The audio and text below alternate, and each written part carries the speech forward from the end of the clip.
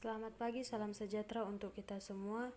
Di sini saya Indri Hartika, NIM 4213121004 dari kelompok 11 kelas PSPF 21A.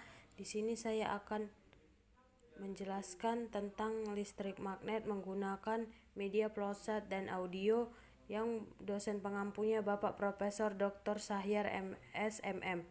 Di sini ada medan magnet. Medan magnet dapat ditumbuhkan oleh muatan bergerak, elemen arus, kawat lurus berarus listrik, kawat melingkar berarus listrik. Medan magnet yaitu gaya magnet digambarkan dengan garis-garis medan magnet. Medan magnet memenuhi hukum Ampere dan hukum Biot-Savart, digunakan untuk menghitung induksi magnetik pada selenoida dan induksi magnet pada toroida. Tujuannya itu siswa dapat mengetahui penyebab timbulnya medan magnet. Yang kedua, siswa dapat mengetahui hukum-hukum yang memenuhi medan magnet.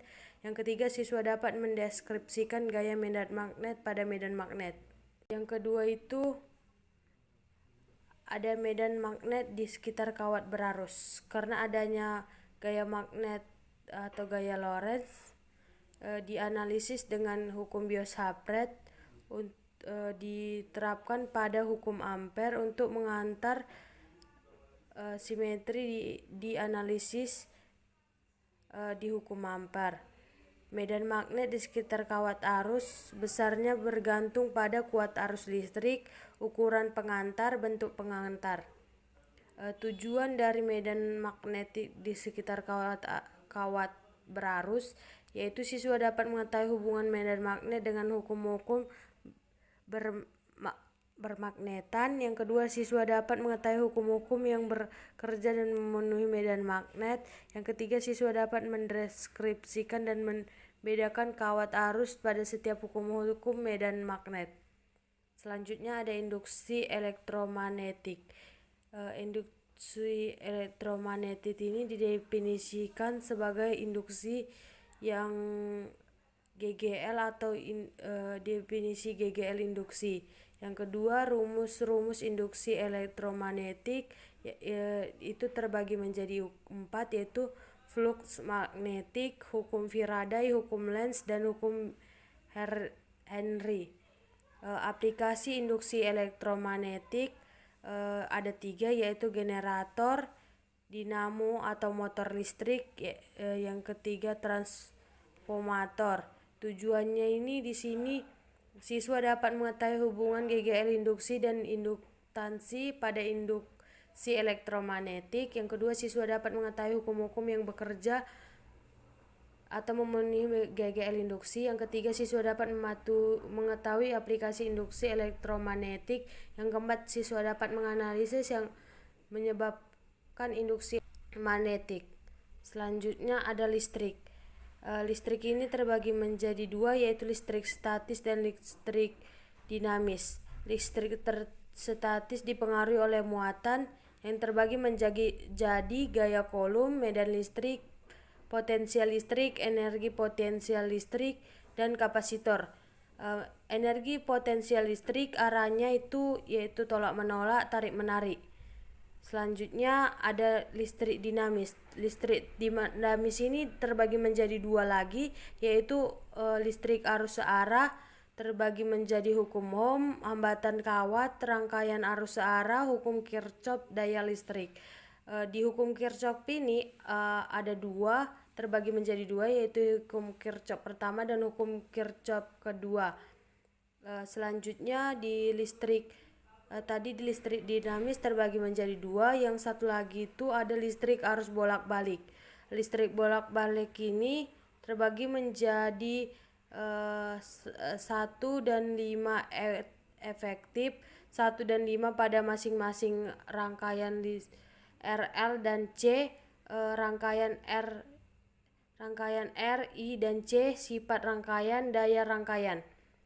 Di sini tujuannya itu siswa dapat mengetahui 3 jenis hukum yang bekerja pada listrik magnet. Yang kedua, siswa dapat memahami materi hukum pada listrik magnet melalui contoh benda pada setiap hukum listrik magnet. Itu cara membuat magnet dengan induksi. 1. Letakkan batang besi pada statif dengan posisi vertikal. Yang kedua, letakkan beberapa buah jarum di bawah batang besi. Yang ketiga, letakkan magnet kuat di atas batang besi dan jepit dengan statif untuk menghindari terjadinya perubahan posisi. Yang keempat, amati jarum yang berada di bawah besi. Jika jarum tersebut menempel pada batang besi, artinya besi tersebut telah mempunyai sifat kemagnetan atau magnetis. Tujuannya dari cara membuat magnet dengan induksi itu yaitu siswa dapat mengetahui dan menganalisis cara membuat magnet dengan induksi. Cara kerja membuat magnet dengan elektromagnetik. 1. Lilitkan kumparan atau kawat besi pada paku besi. 2. Kupas kedua ujung kabel kumparan atau kawat besi tersebut menggunakan gunting. Yang ketiga, hubungkan kedua ujung kabel dengan kutub positif dan negatif baterai. Yang keempat, dekatkan jarum-jarum dengan paku besi yang telah dililit. Yang kelima, kemudian lakukan pengamatan ketika sudah menjadi magnet. Paku tersebut akan menarik jarum-jarum yang berada di dekatnya. Tujuannya ini siswa dapat mengetahui dan menganalisis cara membuat magnet dengan elektromagnetik. Selanjutnya, menentukan arah kutub magnet dengan menggunakan kaidah tangan kanan.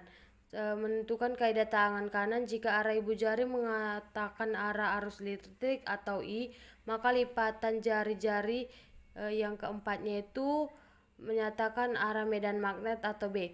Kaidah tangan kanan tersebut dapat diterapkan untuk menentukan kutub magnet pada kedua ujung batang besi lunak.